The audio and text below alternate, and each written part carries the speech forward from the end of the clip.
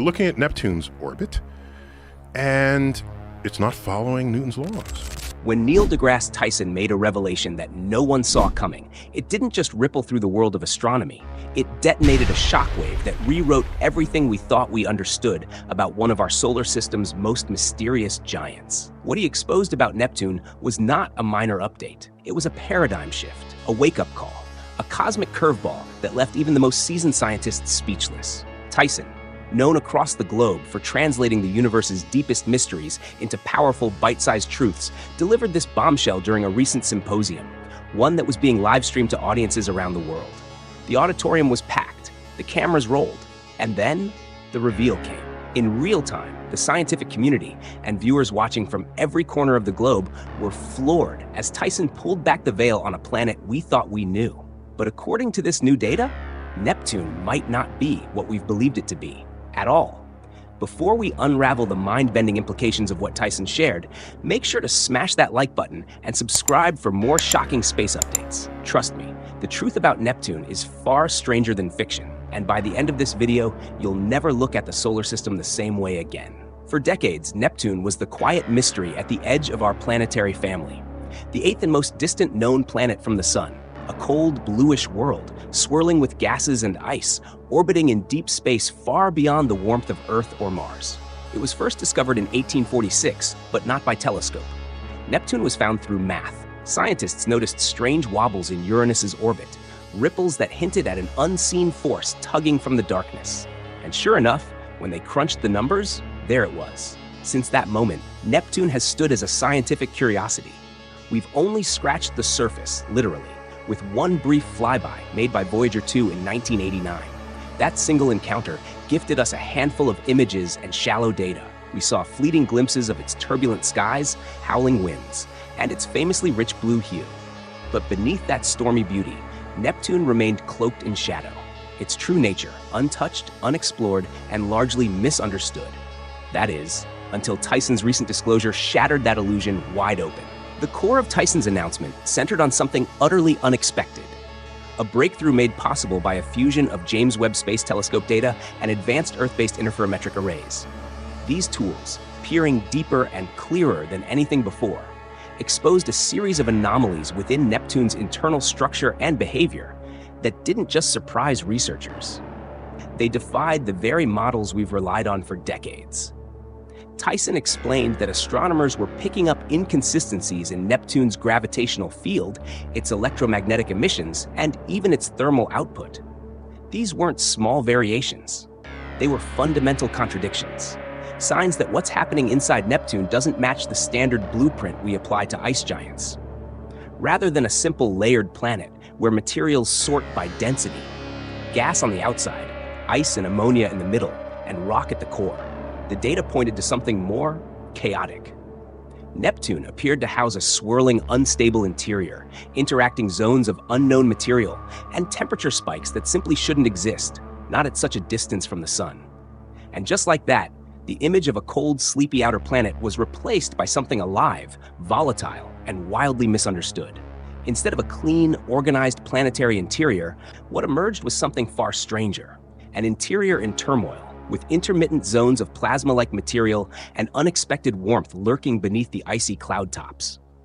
Tyson described a planetary core that wasn't neatly divided by pressure or temperature, but one where dynamic churning was violently reshaping Neptune from the inside out. These hotter regions? They shouldn't exist, not at this distance from the Sun. Neptune is nearly 4.5 billion kilometers away, too far for solar radiation to provide meaningful heat. And there's no massive moon creating tidal friction like Jupiter's Io. So where is the heat coming from? Tyson's team could only point to one conclusion. Something internal is driving the chaos. Some unknown, perhaps even exotic process is generating more energy than expected, pushing heat upward from Neptune's depths to just beneath its visible atmosphere. That alone would have stunned the scientific community. But Tyson wasn't finished, because what came next shook the very foundation of planetary physics. According to Tyson, it wasn't just the internal heat throwing scientists off. Neptune's magnetic field, already known to be tilted and offset, is doing something even stranger. It's shifting, changing, drifting in ways no one anticipated. New data revealed that Neptune's magnetic field doesn't just sit askew. It's in flux, warping and reshaping in cyclical patterns. Entire sections of the field seem to break apart, only to reform in new configurations over time. This isn't how planetary dynamos are supposed to behave. Planets like Earth generate magnetic fields through the movement of molten metal cores, stable, directional, and largely predictable. Even gas giants like Jupiter have internal systems involving liquid metallic hydrogen that fuel consistent magnetic fields. But Neptune? It may be running on an entirely different engine. Tyson introduced a stunning possibility. What if Neptune's field isn't driven by metal at all, but by exotic ices? Ices so deeply buried and pressurized that they undergo chemical transformations, creating charged flows unlike anything in the inner solar system. It's this bizarre, electrified interaction, Tyson explained, that may be driving the erratic, shifting magnetism we're now seeing. This isn't just new science, it's a direct challenge to the old one. But Tyson didn't stop with magnetic fields and thermal anomalies. He took the theory one step further and dropped a truly mind-bending possibility. What if Neptune isn't fully solid at all? What if its interior contains hollowed regions, stratified cavities, or vast chambers where energy, pressure, and electromagnetic forces bounce and resonate in ways we've never seen before? This idea is still speculative, but it's gaining traction because these cavernous pockets could help explain the strange signals, the drifting magnetic fields, the uneven heat signatures, even the distorted gravity waves being picked up by advanced instruments. Imagine a planet that doesn't follow the standard model of compression, but one that contains chambers of material, each behaving like its own mini-system, echoing energy and influencing everything above it. Such a structure would mean Neptune doesn't behave like a giant sphere of compressed matter at all. It would mean our very idea of what planets are is flawed. And if Neptune's architecture is this extreme, then every planetary model we use, from the Earth to distant exoplanets, may be based on assumptions that no longer hold up. The crowd at the symposium? Dead silent. Because what Tyson was describing wasn't just a new theory, it was a completely new kind of planet. If Neptune is this different, this alien compared to our assumptions, then the ripple effect is enormous. Because Neptune didn't just form in its current spot, it's believed to have migrated across the solar system during its chaotic infancy. In doing so, it shaped the Kuiper Belt, flung other celestial bodies off course, and may have even been responsible for ejecting a fifth giant planet from the early solar system entirely.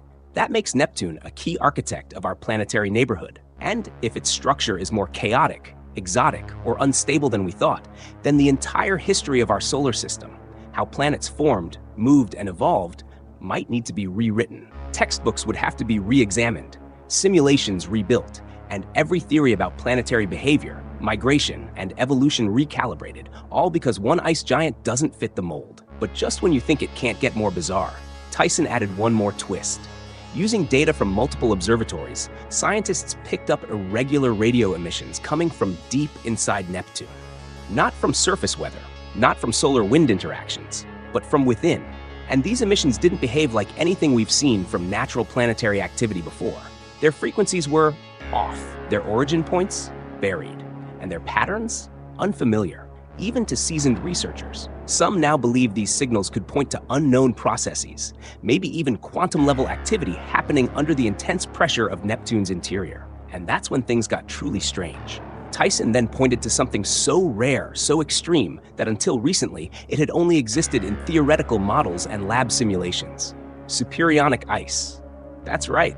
Neptune may be harboring layers of exotic material where water behaves in ways that break the rules of what we think water can be. In this bizarre state, water molecules lose their hydrogen atoms, transforming into a slushy, electrified soup, part solid, part liquid, and capable of conducting electricity like a metal. This superionic ice doesn't just sit still either. Under Neptune's crushing pressure, it could be flowing in conveyor belts deep beneath the surface, generating internal currents, turbulence, and possibly even playing a role in the strange magnetic field behavior observed above. This phase of matter, never seen naturally on Earth, could be a major structural component inside Neptune, forming dynamic networks that act like a planetary nervous system, sending energy and signals through its core. And these discoveries don't just affect how we think about Neptune. They impact how we understand weather too, because Neptune has some of the fastest winds in the entire solar system, reaching over 1,300 miles per hour. For years, scientists believed these were driven by differential heating and upper atmospheric dynamics. But now, we're looking at something different. Internal heat pulses, Tyson explained, could be stimulating Neptune's weather from the inside out, not from the sun, not from atmosphere, from within. If that's true, then Neptune becomes the first planet where the entire weather system might be self-generated, powered by deep thermal instabilities, or even phase transitions happening between exotic materials under unfathomable pressure. The implications don't stop at Neptune. Out beyond our solar system, thousands of exoplanets have been discovered, many in the category we call mini-Neptunes or sub-Neptunes. These worlds share similar size and composition to Neptune. They're among the most common types of planets found by missions like Kepler and TESS, and they've become a central focus in the search for habitable environments beyond Earth. But here's the catch. If Neptune, our solar system's namesake for this class, is fundamentally different from what we thought, then everything we assume about these distant worlds might be wrong. Their internal structures, their atmospheres, their heat generation, all may be far more complex, chaotic, and unpredictable than our current models suggest. Tyson warned that our classification systems could be dangerously oversimplified. Our ideas about composition, habitability, and planetary evolution might all be based on outdated or incomplete information. The question now becomes, how many other Neptunes out there are hiding secrets just as baffling, or even more so? One of the most startling possibilities Tyson raised was this. Could Neptune represent a kind of celestial in-between? Not quite a planet, but not quite a failed star either? While it's far too small to sustain fusion like a star, its unusual heat generation and complex internal energy systems might place it in a gray area, a transitional class of bodies that challenge our traditional labels. This isn't just academic. It means the binary definitions we've relied on for centuries, planet or star, might be inadequate. Instead, there could be a spectrum of celestial objects out there, with Neptune sitting somewhere in the middle, a strange hybrid with properties we're only beginning to understand. If that's true, then the implications ripple far beyond Neptune itself. It forces us to reconsider how we define planetary evolution, formation, and classification, opening doors to a whole new category of astronomical objects waiting to be discovered. If you enjoyed this deep dive into Neptune's mysteries, please smash that like button and subscribe to our channel for more mind-blowing space updates. We want to hear from you. Drop your thoughts and theories about Neptune in the comments below. What surprises do you think lie beneath those icy clouds? Do you believe Tyson's revelations will change how we see our solar system forever? Thanks for watching, and we'll see you next time for another journey beyond the stars.